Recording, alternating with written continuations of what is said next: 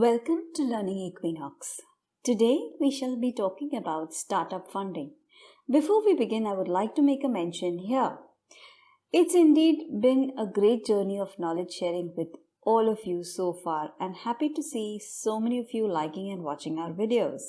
This really motivates us to continue doing more such great work. Thank you for your encouragement so far, and I hope more such people like you will go ahead and join us in our knowledge sharing journey by watching our videos and subscribing to our channel. Now coming on to today's topic. We have already discussed on how important it is to get a unique idea for your startup. Now that you have an idea which is unique, but to run your business from that idea, you need some money.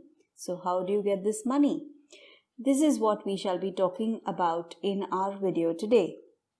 To make this complex topic a bit simple, let me try to explain you with an example.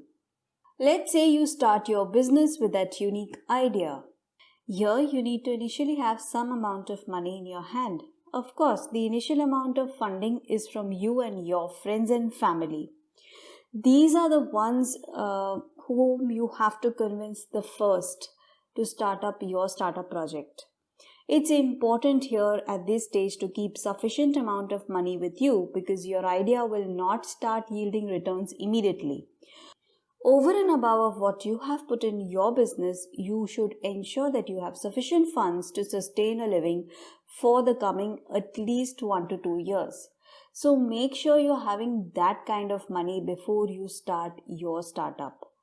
The money received from these sources, that is yourself and your friends and family, will help you only sustain your initial cost of the startup. That is the setting up of infrastructure, the working on the basics, your employee costs, just the basic cost to have things ready and rolling. But do not expect any returns at this stage. It's very important thus to have sufficient money with you to carry out your routine life so that your family and your basic needs are not compromised on for the coming 1 to 2 years. Now that you set up the basics, you are somewhere in between. You still need working capital, you still need money to market your products, you still need to go out and reach customers, maybe build on the app in your project or build in some technology feature in your project or product. All of this will require more funding. So what will you do? You have two options here. You either take a loan or reach out to an investor. Let's say you do not opt the loan option and you go out to reach out to an investor. Investors are of two types. You have angel investors and venture capitalists. So angel investors are actually big business owners or key management personnel who have or hold certain senior positions in organizations like CEOs and all. They are called angel investors because they do not only give you money but also handhold you by their expertise of knowledge. They direct you in your business plan and work on improvising on it. They act like an angel who will nurture you in your journey besides the money element, and thus the name angel investors. Venture capitalists, on the other hand, are investors who will only give you money for your business. Now, venture capital companies or VC companies are those companies who take money from big investors and they invest by giving it to you for your company. This way, when your business makes profit, the VC benefits and shells out some profit to the big investor who has invested in your company. So they act like a mediator between the big investors and you. These companies do not provide any knowledge or support. They only provide funding. Now, whether it is any one of the two, be it an angel investor or a venture capitalist, they fund your business basis its valuation. If you want to know how to arrive at valuations for your business, we shall be discussing that too in our coming videos. So stay tuned by subscribing to our channel. Also hit the bell notification on so that you get notified every single time we upload our video. Now, on the basis of valuation for your business, you will have to approach these investors.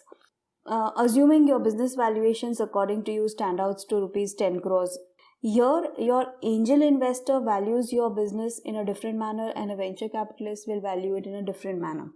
Let's say the angel investor says, no, your business value is not 10 crores, it's only 6 crores and I will buy 10% stake in your company and thus I will fund you 60 lakh rupees. On the other hand, the venture capitalists, if you approach, they say that I will value a business, let's say for 8 crores and I will buy 10% stake in your company and I'll fund you for 80 lakhs. Now, if you see that a venture capitalist is going to give you 80 lakhs, whereas an angel investor is giving you 60 lakhs. So, you want to weigh which offer is good. Prima facie, you feel that the offer of the venture capitalist is much better because you're getting 80 lakhs. But the offer of the angel investor is a lot more beneficial because he's going to help you with the support of his knowledge, his strategy, contacts, help you leap up the growth in your business. So you again approach the angel investor and negotiate to revisit the valuations and work upon it. And you say no, instead of 6 crores, if you can go in for 8 crores. A negotiation happens and finally the angel investor, let's say, settles for a valuation of 7 crores for your business. So it says that, okay, fine, your valuation is 7 crores. I can shell out 10%. I'll take 10% stake in your company and I am willing to fund to 70 lakhs. Now, you accept both these offers at this time.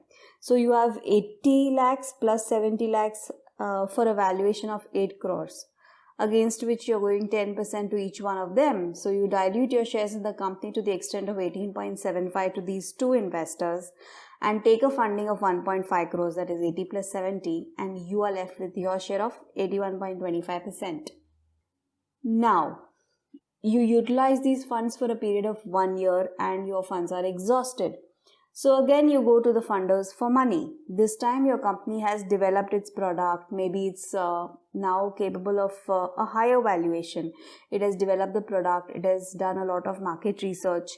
So from the initial stage of 1 year, it's a lot better now. Now your valuations have increased. So this time the company valuation stands, let's say, 100 crores. So now you approach the investor again for a total of 10% and ask, say, 10 crores. That is the funding against 100 crore valuation. This time again you need to surrender 10% from your stake of 81.25 and so does the investor. Now there's a catch here. Shareholders' agreement comes with an anti-dilution clause, which means in the event of change in the agreement, their shares will not get diluted, which means that these investors will not shell out 10% from their stake. The entire 10% will only totally move out from your 81.25 stake. So now 10% will totally be coming out from your 81.25. Now your share is 71.25 and you give away 10% and get the 10 crore funding. Now comes another year. You have spent the entire 10 crore as well and you have developed your product, done the market research and whatever you had promised for. This time you're coming with a third round of investment. And at this time you plan, your idea is all set, you have studied the market, you have gone out in the market with your prototype and done that research. Now you want to actually reach out to different geographies and boundaries. So for this expansion and more growth, you go in for a third round. But this time your valuation stands at 500 crores. Again, you take an investment of 10%, which is 50 crores for the expansion plan, and surrender your stake out of the 71.25. So now you're left with 61.25. Now comes a time where you see the horizon of profit. At this time, your valuation is definitely going to be a lot more higher because you have break even, you have already started making profit, you're generating bottom line and your balance sheets have good value. The valuation this time will be 2,500 crores. This time you have now built a profitable business. Now you will not go for funding, you will go for a buyout. That is, you will sell your stake of 61.25 to a bigger company. So this big company is willing to buy, but it very well knows that you are the one who has made this happen. This is a profitable business because of your hard work and they know that it may fail if you move out. So they do not want you to move out. At the same time, they want to stay invested in your company. Now the cards have changed from what it was in the first round. They give you an offer. They give you a stake in the company in the form of shares, so it's not a complete buyout and you give some of your shares into the company. This way, you stay in the company and the company benefits from your knowledge, and the bigger company also benefits because they have a stake in the company. This is a kind of an acquisition or a merger that we call. This is how investments in business work. Now there is another option here. You do not want to go for a buyout, then you go to public for money, which means you come out with an IPO, that is an initial public offering. That means in the IPO you get money from the general public and you give them shares in return of your company. If you want us to do a video on the IPO funding, do let us know in the comment section below. That's all for today's video. Hope you liked it. Today we have not discussed various options and many options that are available for startups, but just tried to give an idea about the two key aspects of a startup, that is an angel investor and a venture capitalist, and how the entire funding happens and what do you do, how do you get money, and the entire process. If you like this video, do give it a thumbs up. Do subscribe to our channel for more such educational videos on entrepreneurship skills and startups every Monday. Thanks for watching and stay tuned for more.